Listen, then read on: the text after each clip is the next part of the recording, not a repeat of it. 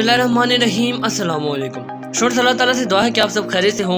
हम डिस्कस कर रहे थे chapter number 6 of math 9 that is algebraic manipulation. Shores आज के लेक्चर में हम एलसीएम से रिलेटेड प्रॉब्लम्स को सॉल्व करेंगे। यानी आज के लेक्चर में हम एक्सरसाइज 6.1 का question number 4 and question number 5 देखेंगे। आइए शुरू करते हैं। Students this is question number 4 of exercise 6.1। Question 4 के 2 पार्ट्स हैं। एक फर्स्ट पार्ट में आपके लिए सॉल्व करूंगा, सेकंड पार्ट आपके लिए होमवर्क होगा। फर्स्ट पार्ट देखिए, हमें कहा गया है कि हमने एलसीएम फाइंड करना है। अब उसने हमें कोई रिस्ट्रिक्शन नहीं दी, तो हमें मालूम है कि एलसीएम फाइंड करने के हमारे पास पहला और सबसे बेसिक तरीका प्राइम फैक्टराइजेशन है, और हम यहाँ पर प्राइम फैक्टराइजेशन को ही अप्लाई करेंगे। हमें दो एक्सप्रेशन गिवन है, 39 x raised to the power 7 y raised to the power 3 and z single, और दूसरा एक्सप्रेशन जो हमें गिवन है वो 91 x raised to the power 5 y raised to the power 6 and z raised to the power 7 है। सबसे पहले expression का कोफिशिएंट मेरे पास 39 और दूसरे एक्सप्रेशन का कोफिशिएंट मेरे पास 91। सबसे पहला काम मैंने ये करना है कि हमने इन दोनों एक्सप्रेशन के कोफिशिएंट को सिंपल फॉर्म में ब्रेक करना है, यानी 39 के फैक्टर्स बनाने पड़ेंगे। 39 के फैक्टर से मुराद ये कि 39 किन किन टेबल में आता है। अगर आप 39 को 2 से डिवाइड करेंगे तो आपके पास पॉइंट में आंसर आएगा। हम पॉइंट में नहीं, डेसिमल में नहीं जाना चाहते। इसका मतलब ये हुआ कि 39 2 से डिवाइड नहीं होता। अगर हम 3 के टेबल से देखें तो मैंने आपको एक ट्रिक बताई थी 3 के टेबल से डिवाइड करने की कि नंबर डिवाइड होगा या नहीं, क्योंकि 39 ग्रेटर नंबर है। हमें नहीं मालूम कि ये 3 के टेबल में आएगा या नहीं आएगा। तो स्टूडेंट्स, मैंने आपको एक तरीका बताया था कि जिससे हमें पता चल सके कि कोई ग्रेटर नंबर 3 के टेबल में आएगा या नहीं आएगा। जैसे फॉर एग्जाम्पल यहाँ पर 39 है, तो आप क्या करें, आप 3 और 9 के दरमियान में प्लस का साइन लगा दें और इन दोनों को ऐड कर दें। 3 + 9 मेरे पास 12 आ जाएगा। क्योंकि 12 3 के टेबल में आता है तो 39 भी 3 के टेबल में आएगा। तो 39 को जब 3 से डिवाइड करेंगे, आप कैलकुलेटर में अगर देखिए 39 को आप 3 से डिवाइड करेंगे तो 3 13 39 होता है। यानी 3 × 13 करूँ तो मेरे पास 39 आ जाएगा। 39 के फैक्टर्स मेरे पास बन गए 3 × 13। अब 13 के फर्दर फैक्टर्स नहीं बनते। अगर कोई ऐसा नंबर आता जिसके फर्दर फैक्टर्स बन सकते होते तो हम उसके फर्दर फैक्टर्स बनाते। क्योंकि 13 एक ओड नंबर है, उसके फैक्टर्स नहीं बनते, तो हम यहाँ पर अपने फैक्टर्स को स्टॉप कर देंगे। तो 39 का फैक्टर मेरे पास आ गया 3 × 13। 39 के साथ x raised to the power 7 y raised to the power 3 और z raised to the power 1 है। मैं यहाँ पर x raised to the power 7 को ब्रेक करूँगा x raised to the power 5 और x raised to the power 2 में, क्योंकि मैथ का रूल है कि जब बेसिस सेम हो तो पावर्स ऐड हो जाती हैं। दैट्स व्हाई मैंने x को 5 और 2 में ब्रेक किया। जब मल्टीप्लाई होंगे पावर ऐड होगी 5 + 2 अगेन 7 ही आ जाएगी। मैंने यहाँ पर ब्रेक क्यों किया, क्योंकि अगर आप देखिए 91 के साथ x raised to the power 5 आ रहा है, इस वजह से ब्रेक किया था कि वो हमारे पास कॉमन आ सके। सिमिलरली अब 91 के हमने फैक्टर्स बनाने हैं। 91 2 के टेबल में नहीं आता क्योंकि ये एक इवन नंबर नहीं है। 3 के टेबल में अगेन वही ट्रिक यूज़ करेंगे, 9 + 1 किया तो 10 आया। 10 3 के टेबल में नहीं आता तो 91 भी 3 के टेबल में नहीं आएगा। इसी तरह अगर आप चलते हैं और देखते जाएँ तो आपको मालूम होगा कि 91 4 के टेबल में, 5 के टेबल में, 6 के टेबल में भी नहीं आता।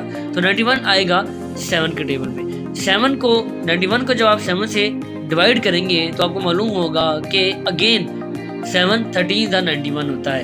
यानी 7 के 91 के अगेन फैक्टर्स बन के 7 × 13। अब क्योंकि 13 के फर्दर फैक्टर्स नहीं बन सकते तो हम अपने फैक्टर्स को यहीं पर ही कंक्लूड करेंगे। तो 91 को मैं लिख सकता हूँ 7 × 13। अगेन यहाँ पर x raised to the power 5 को मैं एज इट इज रहने दूंगा, लेकिन y raised to the power 6 जो है 91 के साथ, इसको मैं ब्रेक करूंगा y raised to the power 3 and y raised to the power 3 में।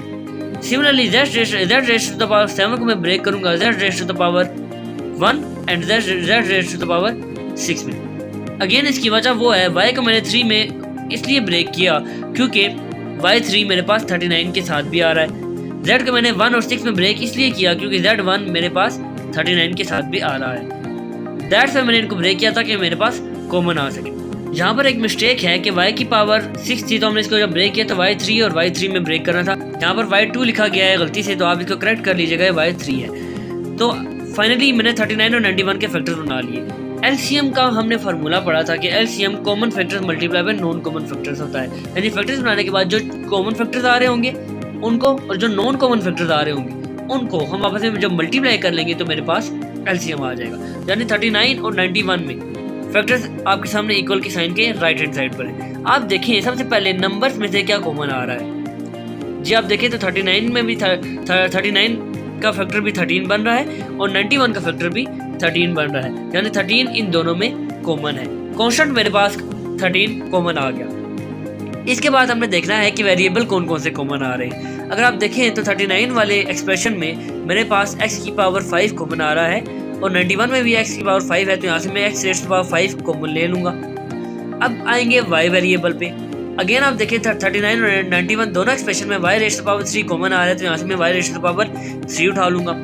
सिमिलरली इसी तरह अगेन 91 और 39 दोनों एक्सप्रेशन में z रेज़ टू पावर 1 जो सिंगल z लिखा हुआ है ये मेरे पास दोनों में कॉमन आ रहा है, तो यहाँ से भी मैं एक कॉमन फैक्टर उठा लूँगा। ये तो मेरे पास वो फैक्टर्स होंगे जो कि कॉमन थे। अब जो रिमेनिंग फैक्टर्स बच गए जाहिर है वो कॉमन नहीं थे, वो नॉन कॉमन फैक्टर्स हैं, उनको हम नॉन कॉमन फैक्टर्स के नीचे लिख देंगे, जैसे 3, 7, x raise to power 2, y raise to power 3 and z raise to power 6। ये मेरे पास नॉन कॉमन फैक्टर्स थे, इनको मैं नॉन कॉमन फैक्टर्स के नीचे लिख दूंगा कुछ इस तरह से। अब आप देख सकते हैं कि कॉमन फैक्टर्स के नीचे common factors multiply, non common factors के नीचे नॉन कॉमन फैक्टर्स। अब आप जब इस सारे को मल्टीप्लाई करेंगे 3 7 होता है 21, 13 को 21 से मल्टीप्लाई करने के बाद मेरे पास 273 आ जाएगा। और अगेन जब क्योंकि वेरिएबल की बेसिस सेम है वो मल्टीप्लाई होंगी तो उनकी पावर्स ऐड हो जाएंगी। x रेज़ टू पावर 5 और x raise to power 2 multiply होगी तो 5 + 2 7।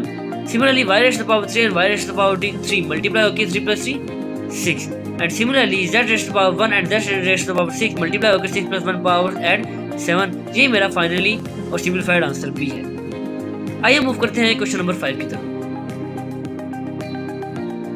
So this is question number 5 of exercise 6.1। Again हमने एलसीएम ही निकालना है और अगेन फैक्टराइजेशन के जरिए ही निकालना है। फैक्टराइजेशन से मुराद अगेन यही है कि हमने फैक्टर्स बनाने हैं और जो भी मेरे पास एक्सप्रेशन गिवन होगा उसको मैं सिंपलीफाइड फॉर्म में कन्वर्ट करने के बाद कॉमन और नॉन कॉमन फैक्टर्स को सेपरेट आउट कर दूंगा। फर्स्ट एक्सप्रेशन मेरे पास देखिए x² + 4x + 4। पहला सवाल मेरा आपसे ये कि ये किस तरह की इक्वेशन है। जी हम ये पढ़ चुके हैं। जी अगर आपको याद हो तो ये क्वाड्रेटिक इक्वेशन है। क्वाड्रेटिक इक्वेशन से मुराद ऐसी इक्वेशन होता है जिसमें वेरिएबल की पावर 2 से स्टार्ट होती 0 तक जाए। क्योंकि ये क्वाड्रेटिक इक्वेशन है तो क्वाड्रेटिक इक्वेशन को सोल्व करने का एक बेसिक और बहुत ही मशहूर तरीका हमने पढ़ा था। जी अगर आपको याद हो exactly mid term break. Quadratic equation को सोल्व करने का जो बेसिक तरीका हमने पढ़ा था वो था मिडिल टर्म ब्रेक, यानी हम मिडिल टर्म को ब्रेक करते थे। मैं जल्दी से थॉरोली आपको समझा दूं मिडिल टर्म ब्रेक का कॉन्सेप्ट क्या था। मिडिल टर्म ब्रेक से मुराद मिड की टर्म को ब्रेक करना है। x² + 4x + 4 में मिड की टर्म मेरे पास 4x आ रही है। अब 4x को ब्रेक करना है। ब्रेक करने के मेरे पास 2 रूल्स थे। पहला रूल ये कि मैंने 4x को उन 2 नंबर्स में ब्रेक करना है जिनको ऐड या सब्ट्रैक्ट करने से मेरे पास 4x ही आ जाए।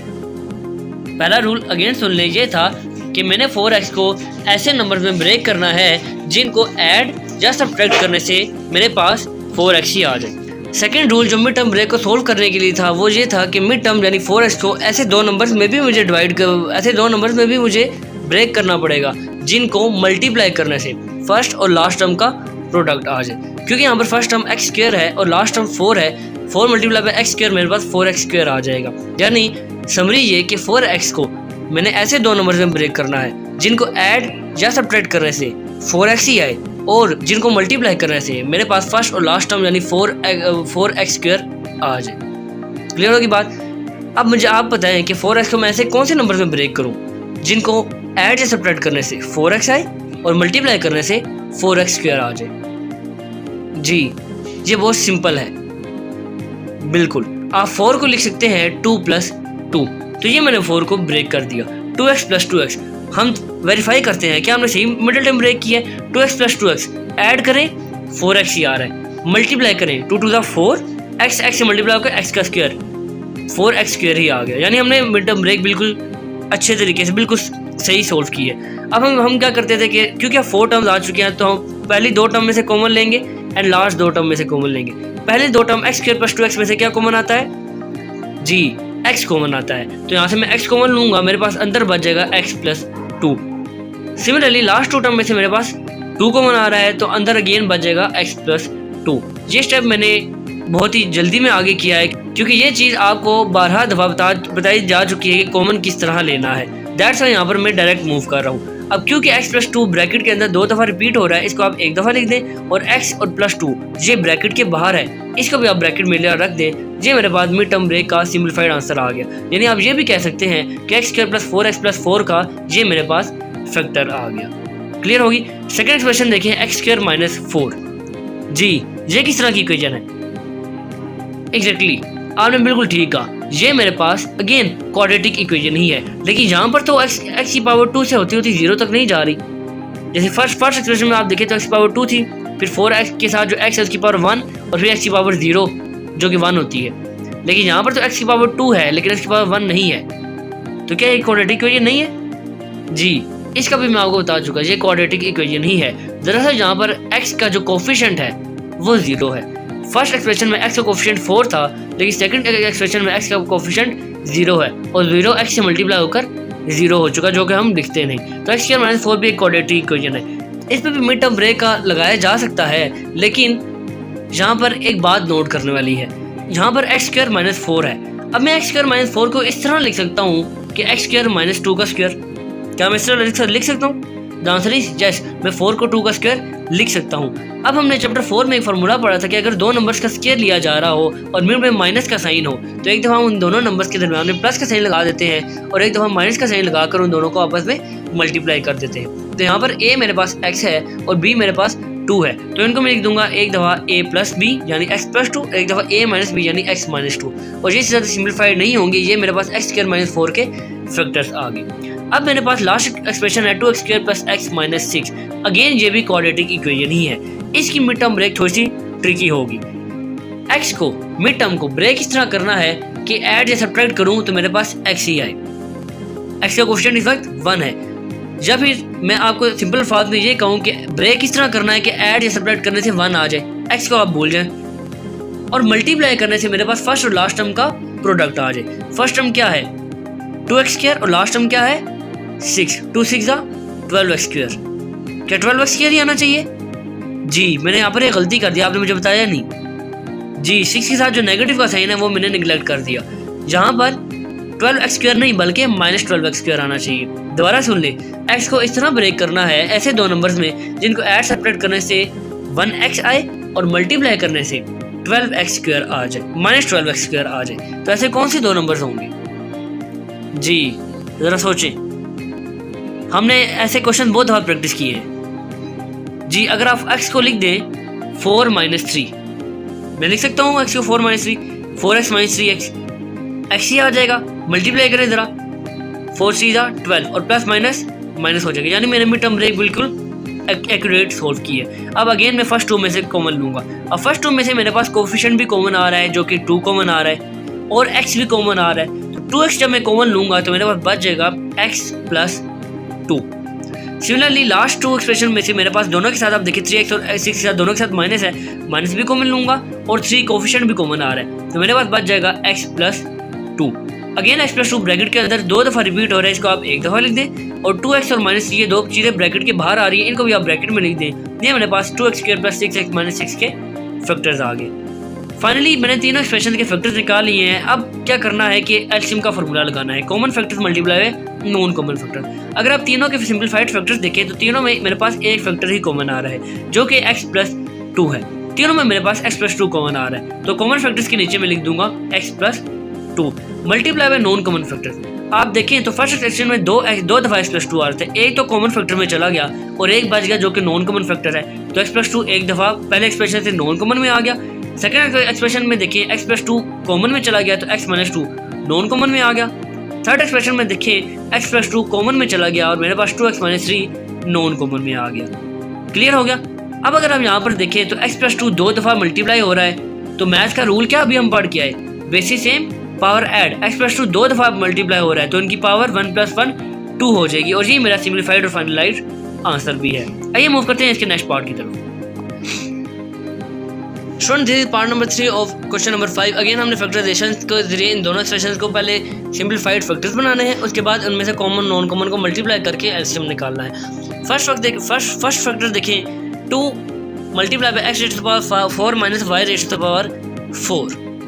क्या करें जी, अगर तो दोनों नंबर्स का स्क्वायर होता, दरमियान में माइनस का साइन होता, हम अगेन वही वाला फॉर्मूला लगा देते, एक दफ़ा प्लस एक दफ़ा माइनस, लेकिन स्क्वायर नहीं है।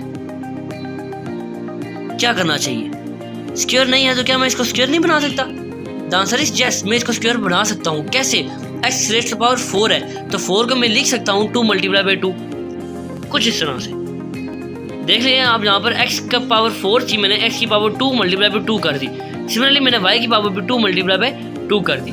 अब क्योंकि दो नंबर्स का स्क्वायर है और मिड में माइनस का साइन है, अब मैं ये फार्मूला लगा सकता हूँ। लगाऊंगा कैसे, ज़रा यहाँ पर गौर से देखिएगा।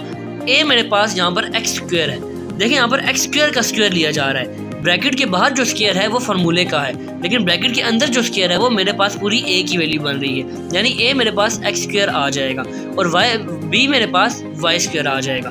तो मैं क्या करूँगा, एक दफ़ा प्लस एक दफ़ा माइनस, 2 एज इट इज रहेगा। एक दफ़ा मेरे पास x square plus y square आ जाएगा, एक दफ़ा मेरे पास x square minus y square आ जाएगा। क्या ये सिंप्लीफाइड फैक्टर है? जी the answer is no. Again ये फार्मूला लग रहा है, अगेन दो नंबर्स का square, x square minus y square, mid में माइनस का साइन, एक दफ़ा प्लस एक दफ़ा माइनस। फ़र्क क्या है? फ़र्क ये है कि इस दफ़ा मेरे पास a एक्स है, एक्स स्क्वायर नहीं है, और b मेरे पास y है, वाई स्क्वायर नहीं है। तो मैं क्या करूँगा, 2 into x square plus y square as it is रेंज दूंगा और x square minus y square की जगह मैं लिख दूंगा x plus y into x minus y. क्या अब ये फार्मूला मैं रेज कर दूँ? जी द आंसर इज नो। आगे इसका यूज आएगा। ये सिंप्लीफाइड फैक्टर्स हैं फर्स्ट एक्सप्रेशन के। सेकंड एक्सप्रेशन देखिए स्टूडेंट्स, ये तो अच्छा खासा हैवी एक्सप्रेशन लग रहा है, लेकिन अभी जब मैं आपको सोल्व करके दिखाऊंगा तभी आप कहेंगे ये पहले एक्सप्रेशन से ईजी एक्सप्रेशन था। अगर आप यहाँ पर देखें तो ऑलरेडी मेरे पास फैक्टर्स बना कर दिए गए हैं। हमने क्या करना है, हमने सिर्फ इनको कॉमन लेना है। यानी अगर इसमें आप देखें 3x cube plus 2x square y minus x y square minus 2y cube, 4 terms हमें पहले से गिवन है। तो जब 4 टर्म्स आ रहे थे हम क्या करते थे, हम पहले 2 में से कॉमन ले लेते थे और लास्ट 2 में से कॉमन लेते थे। फर्स्ट 2 को जरा गौर से देखें, x cube plus 2x square y, इन दोनों में से क्या कॉमन आता है? जी जो चीज़ दोनों में आ रही हो, आप देख रहे हैं एक्स दोनों में आ रहे हैं, लेकिन मैं एक्स की कौन सी पावर लूँ कॉमन, 3 या 2? जी मैं आपको बता चुका हमेशा लीस्ट पावर कॉमन ली जाती है, तो मैं एक्स की पावर 2 को कॉमन लूँगा, मेरे पास बच जाएगा एक्स प्लस 2y। सिमिलरली अब लास्ट 2 टर्म में से आप देखें माइनस तो दोनों में है तो कॉमन आ जाएगा। सिमिलरली y कॉमन आ रहा है और y की अगेन लीस्ट पावर 2 कॉमन लूँगा, तो मेरे पास बच जाएगा x माइनस 2y। कुछ इस तरह से क्लियर होगी बात। अब आप देख लें x प्लस 2 और x प्लस 2 ब्रैकेट के अंदर रिपीट हो रहा है तो इसको हम एक दफ़ा लिख देंगे, और x square minus y square bracket के बाहर है, इसको हम ब्रैकेट में लिख देंगे। अब आप देख रहे हैं x square minus y square दोबारा वही फार्मूला लग रहा है, दैट्स व्हाई मैंने ये फार्मूला अभी यहाँ से रेज नहीं किया। तो एक्स मेरे पास a है और y मेरे पास b है। अगेन मैं ये फार्मूला लगाऊंगा, एक दफ़ा एक्स प्लस वाई एक दफ़ा एक्स माइनस वाई।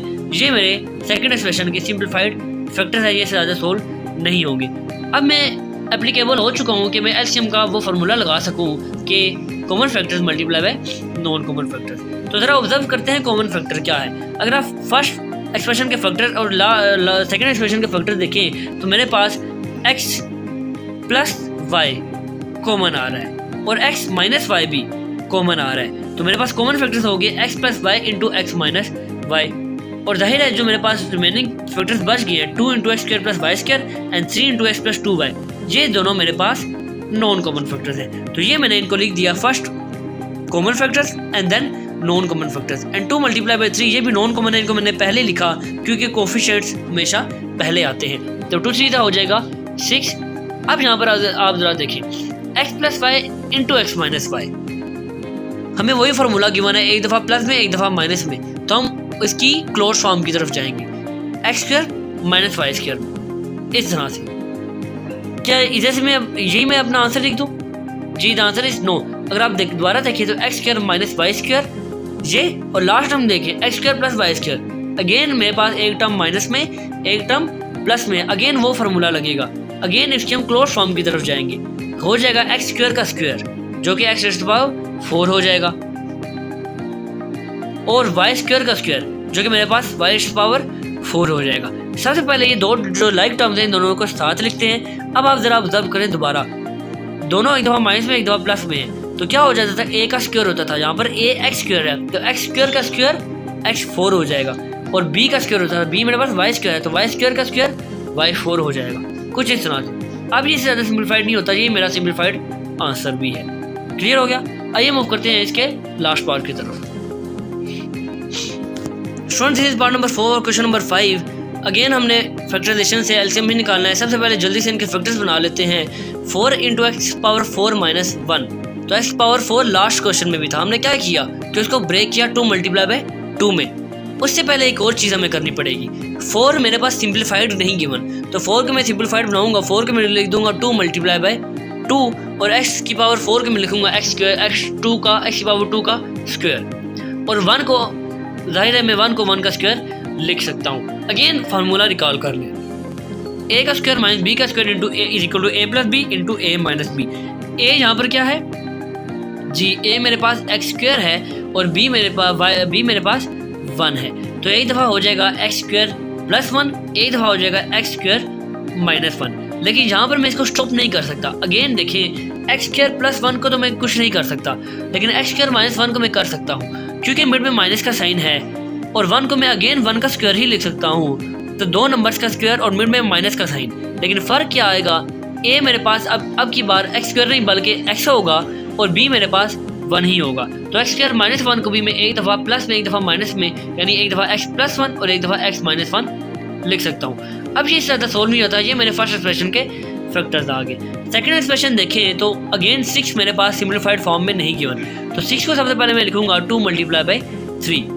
उसके बाद अगर आप देखें तो अगेन हमें अल्लाह की तरफ से एक नेमत मिल गई है, अगेन हमें पहले से फैक्टर्स बनाए दिए गए हैं और हमें सिर्फ कॉमन लेते हैं, तो नेमत को ठुकराते नहीं बल्कि यूटिलाइज करते हैं। यूटिलाइज किस तरह करेंगे, फर्स्ट टर्म में से कॉमन लिया जाएगा और लास्ट टर्म में से कॉमन लिया जाएगा। X cube minus x square first term में से क्या कॉमन आता है जी, least power x square common आती है, तो एक्स स्क्वायर कॉमन लूंगा, मेरे पास बच जाएगा एक्स माइनस 1। सेकेंड टर्म में से आप देखें तो माइनस एक्स प्लस 1 में से मैं एक तो माइनस कॉमन लूंगा और कुछ कॉमन नहीं आ रहा, क्योंकि x और 1 टोटली डिफरेंट चीज़ें हैं, कुछ कॉमन नहीं आता, तो मैं for the sake of simplicity मैं 1 कॉमन ले लेता हूँ। मैं 1 कॉमन लूंगा तो मेरे पास x plus 1 as it is bracket में आ जाएगा। लेकिन याद रहे मैंने माइनस भी कॉमन लिया है, माइनस कॉमन लेने से मेरे पास अंदर ब्रैकेट के साइन चेंज हो जाएंगे, x हो जाएगा प्लस और 1 हो जाएगा माइनस। तो यहाँ से माइनस कॉमन लेने की रीज़न ये है कि मैंने आपको पहले लेक्चर्स में भी बता चुका, माइनस हम इस वजह से कॉमन लेते हैं ताकि हम ब्रैकेट के अंदर जो कॉमन लेने के बाद जो 2 चीज़ें बचती हैं वो सेम आनी चाहिए। अगर वो सेम नहीं आती तो आपको उनको कुछ ना कुछ करके माइनस कॉमन लेके या कुछ फैक्टर कॉमन लेके कॉमन बनाना पड़ेगा। दैट्स व्हाई मैंने यहाँ पर माइनस कॉमन लिया, क्योंकि ब्रैकेट के अंदर जो दो टर्म्स आ रही हैं आप देख रहे हैं x माइनस 1 कॉमन सेम है। दैट्स वाई आपने कॉमन इस तरह लेना है, जब भी 4 टर्म्स आ जाए फर्स्ट 2 और लास्ट 2 में से आपने कॉमन इस तरह लेना है कि अंडर ब्रैकेट मेरे पास चीज़ें सेम बचे। तो अगर सेम नहीं बचती तो इसका मतलब आपने कोई ना कोई मिस्टेक की है। दैट्स वाई मैंने यहाँ पर माइनस कॉमन लिया। अब अगर आप यहाँ पर देखिए तो x माइनस 1 ब्रैकेट के अंदर 2 दफ़ा आ रहा है, इसको आप एक दफ़ा लिख दें, और x स्क्वायर माइनस 1 ब्रैकेट के बाहर रिपीट हो रहा है, इसको आप ब्रैकेट के अंदर लिख दें। अभी तक मैंने फार्मूला रेज नहीं किया क्योंकि अगेन यहाँ पर फार्मूला लगेगा, 1 को मैं 1 का स्क्वायर लिख सकता हूँ और x स्क्वायर पहले ही है, तो x स्क्वायर माइनस 1 का स्क्वायर अगेन मेरे पास ऊपर भी हम करके आए, एक दफ़ा x प्लस 1 एक दफ़ा x माइनस 1 और बाकी चीज़ें मेरे पास एज इट इज रहेंगी। ये मेरे पास सेकेंड एक्सप्रेशन का फाइनल फैक्टर था। अब मैं एलसीएम का फार्मूला लगा सकता हूँ, common factor multiply by non common factor. Common factor ज़रा जल्दी से देखें, अगर आप देखें तो ऊपर 2 मल्टीप्लाई बाय 2 और नीचे 2 मल्टीप्लाई बाय 3 है, यानी दोनों में से एक 2 मेरे पास कॉमन आ रहा है। इसी तरह अगर आप देखें तो मेरे पास x प्लस 1 और x माइनस 1 दोनों में आ रहे हैं, तो x प्लस 1 x माइनस 1 ये भी मेरे पास कॉमन फैक्टर में आ गए। नॉन कॉमन में क्या आएगा, एक 2 जो ऊपर वाले एक्सप्रेशन में बच गया था और एक 3 जो नीचे वाले एक्सप्रेशन में बच गया था, ये थे non common. x square plus 1 जो ऊपर वाले एक्सप्रेशन में नॉन कॉमन बच गया था और x माइनस 1 जो नीचे वाले एक्सप्रेशन में नॉन कॉमन बच गया, ये मेरे पास नॉन कॉमन फैक्टर है। तो इन सबको मैं ऐसे मिलाकर लिखता हूँ। अब क्या मुझे आगे सोल्व करना चाहिए जी स्टूडेंट्स, ये बिल्कुल वैसे क्वेश्चन ही बन चुका है जैसे हम सोल्व करके आए। 2 to the 4 हो जाएगा, 4 3 12 हो जाएगा। x plus 1 into x minus 1 साथ लिखें, अगेन आप फार्मूला लगाएं, x स्क्वायर माइनस 1 हो जाएगा और x स्क्वायर प्लस 1 गिवन है तो हो जाएगा x4 माइनस 1। तो इसका आंसर मैं आपको बता दूँ, इसका आंसर होगा 12 into x raise to power 4 minus 1 into x minus 1, ये होगा इसका आंसर। अब क्योंकि ये पिछले क्वेश्चन की तरह ही है, मिलता जुलता, तो ये मैं आप पर छोड़ता हूँ, ये आपने इसको कंप्लीट करना है। स्टूडेंट्स 6.1 के क्वेश्चन 4 और 5 आज हमने किए। क्वेश्चन 4 का पार्ट 2, क्वेश्चन 5 का पार्ट 1 और पार्ट 4 जो रिमेनिंग बच गया है, ये आपके लिए होमवर्क है। याद रखिएगा जितना आप मैथ्स को प्रैक्टिस करेंगे उतना आप इसको सीखते जाएंगे। Self done is well done. Thank you and अल्लाह हाफ़िज़।